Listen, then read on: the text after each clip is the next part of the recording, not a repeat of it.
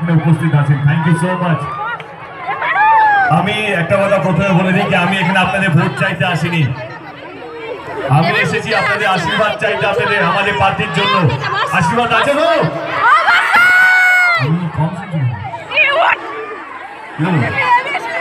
আরে ক্ষমা চাইলাম তো, গরমটা হয়েছে বুঝতে পারছি, তাহলে আশীর্বাদ দেবে না?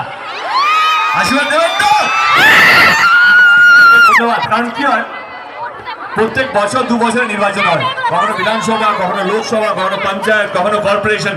যেটা সবচেয়ে বেশি দরকার সেটা হচ্ছে মানুষের ভালোবাসা, মানুষের আশীর্বাদ আর মানুষের বিশ্বাস। এই 3টে জিনিস যদি থাকে, যে কোনো নির্বাচন চোখ বন্ধ করে জেতা যেতে পারে। সেজন্য আমি এসেছি আপনাদের কাছে, আপনাদের আশীর্বাদ, আপনাদের ভালোবাসা চাইতে আমাদের প্রার্থীর প্রতি। চলে আসি 2019-এর নির্বাচন।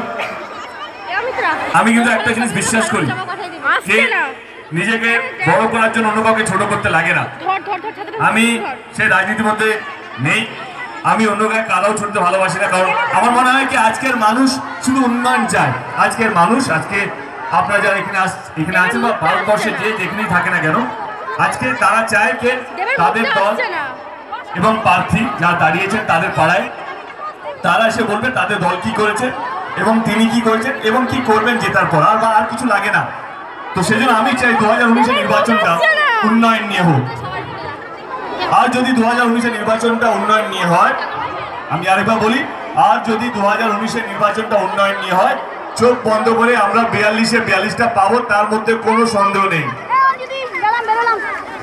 আমি আমাদের দলের কিছু কথা আপনাদের সামনে রাখবো। গত 7 বছর ধরে আমাদের সরকার আপনাদের আশীর্বাদে এসেছে। আমাদের সরকার গত 7 বছর ধরে কি করতে পেরেছে সেটা আমরা আপনাদের কাছে তুলে ধরবো। তারপর আপনারা বিচার করবেন যে কার হাতটা শক্ত করবেন, কাকে ভোটটা দেবেন। চলে আসি, আমাদের সরকার 2011-তে এসেছিলেন। আপনি কি জানেন যখন সরকার এসেছিল, সরকারের মাথার উপরে কত টাকা দেনা ছিল? সরকারের মাথার উপরে দেনা ছিল 3,50,000 কোটি টাকা। প্রত্যেক বছর এখনো 47,000 কোটি টাকা সরকারকে ঋণ শোধ করতে হয় প্রতি বছর। তারপরেও দিদি চেষ্টা করে যাচ্ছে এত উন্নয়ন। এবার 2-4টে কথা বলি। আগে গ্রাম বাংলায় মেয়ে জন্মালে বাবা মায়ের চিন্তা হতো, এর পড়াশোনার টাকা কোথা থেকে আসবে, বিয়ের টাকা কোথা থেকে আসবে, ইত্যাদি ইত্যাদি। আমাদের সরকার এলেন, কন্যাশ্রীর মতন প্রকল্প নিয়ে এলো, যেখানে প্রত্যেকটা মেয়ে তার পড়াশোনার অধিকারটা যেন পায়। দেখতে দেখতে 7 বছর কেটে গেল, 60 লক্ষর চেয়ে বেশি মেয়ে এই কন্যাশ্রীর প্রকল্পের সঙ্গে যুক্ত আছে। এটা আমি বলছি না, ইউনাইটেড নেশনের মতন সংস্থা, ইন্টারন্যাশনাল সংস্থা এটাকে স্বীকৃতি দিয়েছে। এরকম প্রকল্প অন্য কোনো রাজ্যে নেই।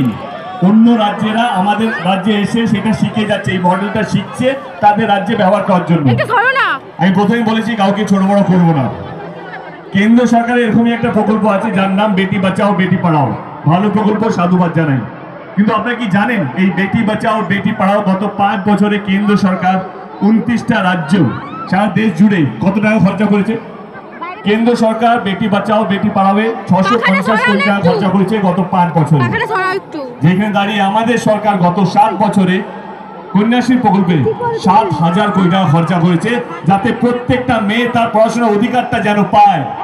এখানে শেষ নয়, অনেক গরিব পরিবার আছে তাদের মেয়ের বিয়ের জন্য হয়তো টাকা জমাতে পারে না, তাদের পাশে দিদি আছে।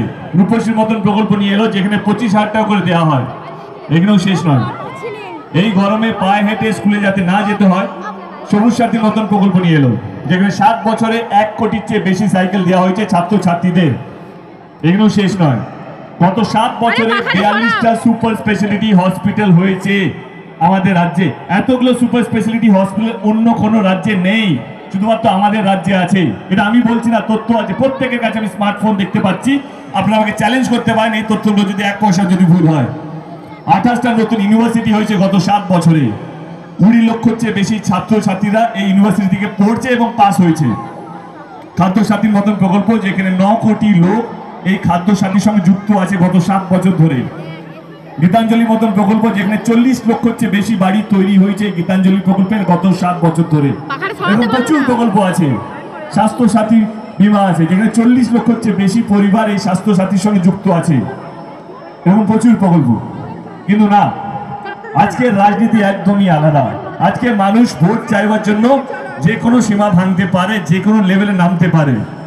আপনারা যদি নিউজ চ্যানেল দেখে থাকেন বা খবরের কাগজ পড়ে থাকেন, দেখবেন আপনারা আজকে মানুষ বা দল ভোট চাইছে কি আপনারা যদি ভোট দেন তো অযোধ্যাতে রাম মন্দির হবে।